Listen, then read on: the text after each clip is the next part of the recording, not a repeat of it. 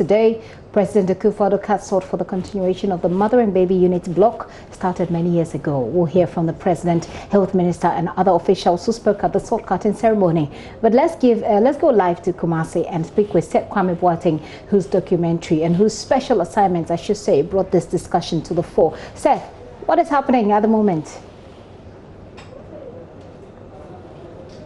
Ended a while ago, and we have all left the Akufo-Addo Teaching Hospital, but the people there, the health staff there, and the patients are still excited because when this project is over in 3 years, it's going to bring them the relief they've been looking for so many years. So the excitement is still there, and I wouldn't say only the Akufo-Addo Teaching Hospital, but the entire Kumasi. People we saw around were excited. They were cheering the president up and Asantehene up, and they are all excited about this project. But we have since left Akufo-Addo, and I'm reporting live from the offices here in Kumasi. I know that in Kumasi people love to talk. I mean, I'm wondering what sort of talk is going on there in Kumasi as far as what has happened today is concerned, Kwame? I think until the president made it clear that every single money they need to complete this project is here, it's available, people were still skeptical because it's been 47 years since this project started, and contractors will work on it to a point, they will stop, they will say there's no money. And I remember when we did the Next to Die documentary, contractors who had previously worked on the project, who were still on site waiting that one day funding will come for them to continue. They had said they needed approximately $75 million to complete, and this wasn't a small amount government could gather in a matter of weeks or months. So people were skeptical, but when the president came and said every single money they need to complete this project is ready and it's in Ghana, then it brought some kind of relief, and you could see on the faces of people, a few of the people who were there, that indeed this project is going to be ready in the 3 years estimated time that the contractors have given. So yes, they are now, rest assured, and we are all praying and hoping that nothing changes, so that in 3 years this facility will be ready for the people, not only of Ashanti region, but when the health minister was speaking, I remember he said that this facility is going to serve 12 other regions, so it's going to benefit the entire country. Well, Kwame, it's interesting that you mentioned the health minister, because I'm going to bring his what he said, and then after that we'll continue our conversation with you. So let's listen to the health minister who was speaking today at the sword cutting ceremony. Mr. President, we don't even know exactly how many years this project started. Some are saying 40. I told you yesterday, say 40. Some are saying 42. Some are saying 47. And the regional minister summed it up. Over 40 years. This is a typical example of an abandoned project. This is what we should call an abandoned project. Not the little ones we have come to finish almost all of them. And they wouldn't talk about this. Mr. President, we thank you so much. The regional minister, because this is his kingdom, sorry Nana Otumfo, I'm sorry. This is his area. He said the people of Ashanti are thanking the president for this. No! All of us, to the north of Ghana, beyond Ashanti, this is our tertiary referral facility. So those of us in Bro, Ahafo, some parts of Oti, some parts of Savannah, even some parts of the north, this is where we come. So not only the people of Ashanti are grateful to you, President, all of us are grateful to you. And me as the health minister, I would say all of us in this country are grateful to you with your commitment to strengthen health systems in our country for us to achieve our key performance indicators in health that we are striving to achieve in 2021. Mr. President, when we saw the documentary, especially me, that was put up on Joy FM by Seth Kwame, which motivated your wife, Auntie Rebecca, to come and do what she did there. You continue to push me, and I was pushing my young people in the ministry. I just want to announce to you, Your Excellency, that that man said Kwame Boateng is here with us today. And I believe he will take the news along. That's what he did. Just fall in line with Nana Addo's thinking and commitment. And we have seen what we are seeing here today. I said earlier on that, have we not seen COVID-19? This project will have started long before now. But when we sit down and think that COVID-19 is going to go away before we come and do this short cutting, then it means that our prediction wouldn't come true. COVID-19 has come to stay with us. It will have nowhere to go very, very, very soon. Especially when we haven't developed any vaccine, when nobody knows any serious cure directly towards it. We have to learn to live with it so we can live our normal lives. We can't allow COVID-19 to keep us indoors forever. And certainly exactly what government is doing, living our normal lives. And that includes bringing up this building you see right here behind me. That's the health minister. Seth is still on the line with me, but I want you to listen to the CEO of Akufo-Addo Teaching Hospital, Dr. Ohene Danso.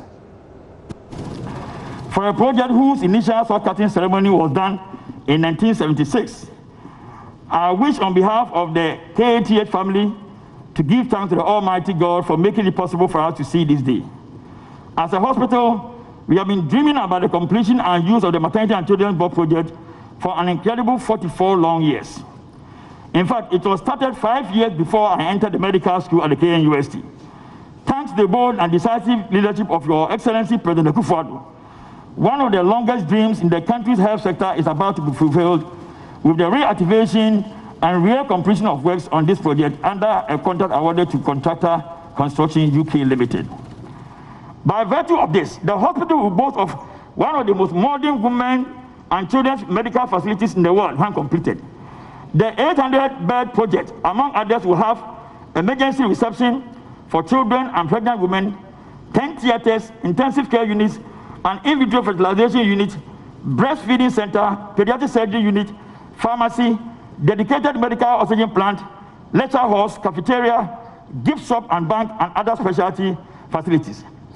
Upon completion, this project is expected to revolutionize the provision of maternal and pediatric care in this part of the country and make the hospital a formidable center of excellence in the training of specialist health professionals in Ghana and sub-Saharan Africa. The hospital has a significant trainee population from Africa, especially from the sub-region of West Africa.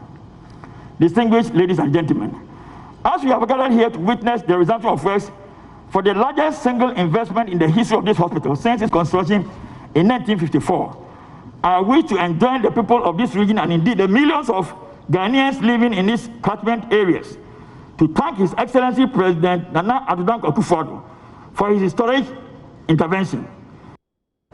And you'll hear from the President, Nana Addo Akufo-Addo, but let me go back to Seth. Seth, the CEO talks about the investment that's been made into this hospital. And of course, this hospital serves a lot of people, not just in the Ashanti region. The First Lady erected a temporary structure, a building that was also for this purpose. Give us an update on how that is helping deal with the situation, even as we wait for this bigger facility. So the beginning of this year, I was at Akufo-Addo to do 2 years of the facility, as in the impact it has made, and I got the data, and it showed how maternal mortality had reduced because now they have 9 birthing beds plus 3 surgical theaters. Remember, in the past they had just 2 beds women were delivering on, and so anytime more than about 5 women came, they could take care of only 2 and tell the 3, wait, don't deliver yet, even though the baby is coming, wait, so that we can sort out the 2 on the bed before you allow the baby to come. So there were instances, some delivered on the floor. That time when I was doing this documentary, they had just 2 surgical theaters for cesarean sessions. And I remember when I went, 1 had broken down. So all the emergency cases coming, all the women who were in need of CS, they were also having to join queue before they could be operated on because one was not functioning.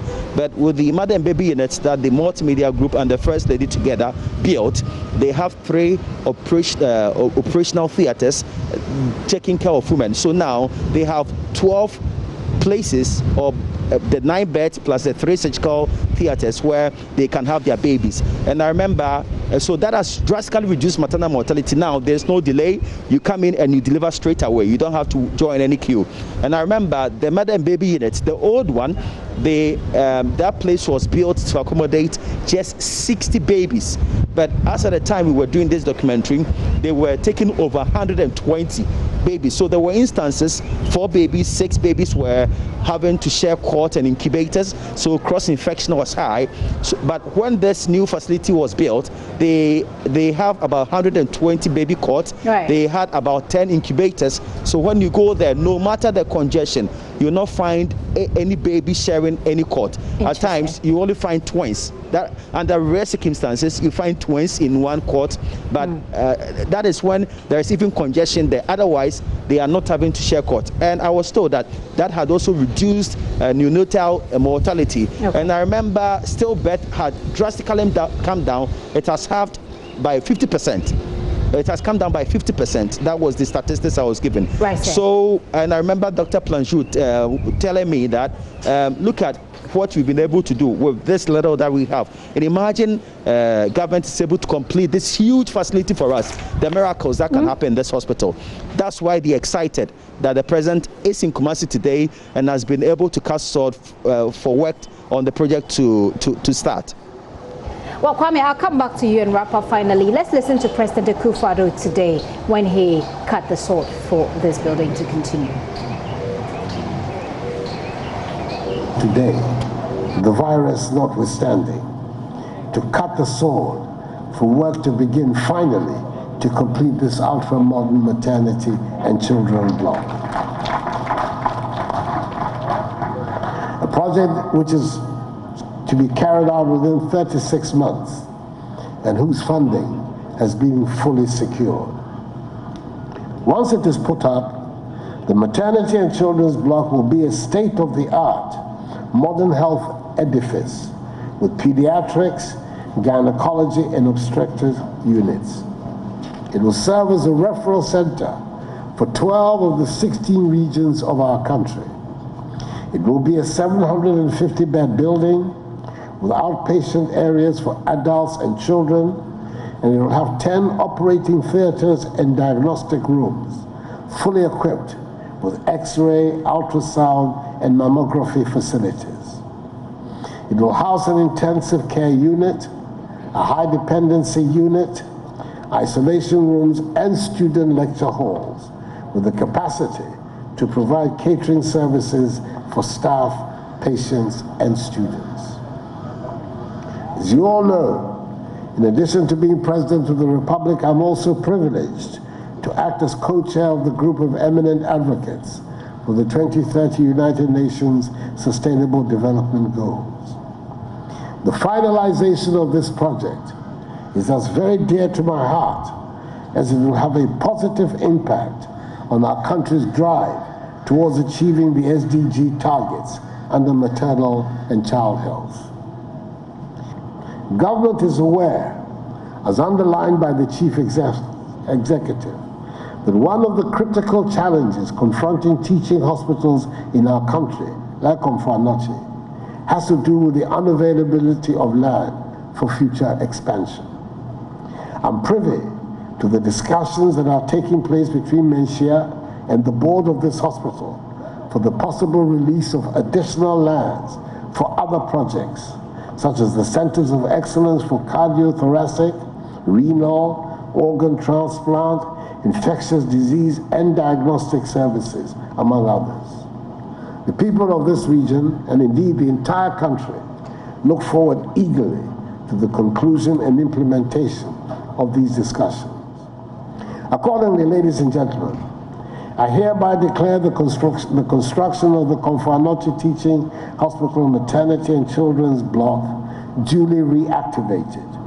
And I hope the project implementation team will work diligently and accomplish the project within the stipulated time on budget, as I'm confident they will. And that's President Akufo-Addo who cut the sword earlier today. I'll take a very final word from Seth Kwame Boateng, who is still in Kumasi, joining us live. Kwame, we've heard from the president and all that's been that he intends to do, including the expansion for other services. But before you go, I want you to just tell me, when they say that the money is not going to be a problem this time around, do we know the source? And has the money been given already to the contractor, to the hospital? I mean, tell us, where is the money coming from and where is it at the moment? So government got this money from two banks, the Deutsche Bank and the UK Financing, and it's 155 million euros. And when I spoke to the contractors, they told me they have the money, meaning nothing will stop them from starting the project or continuing the project. They told me the money is there. So it's not now that they are going to look for the money. And so I should not have any problem with whether they will have challenges or not on money. It is there, and I had that assurance from them. For eagle eyes on that, certainly with you, and hopefully in 3 years, as they say, we will be commissioning that building, and I can't wait for that excitement on the faces of the mothers and the children there. Thank you, Seth.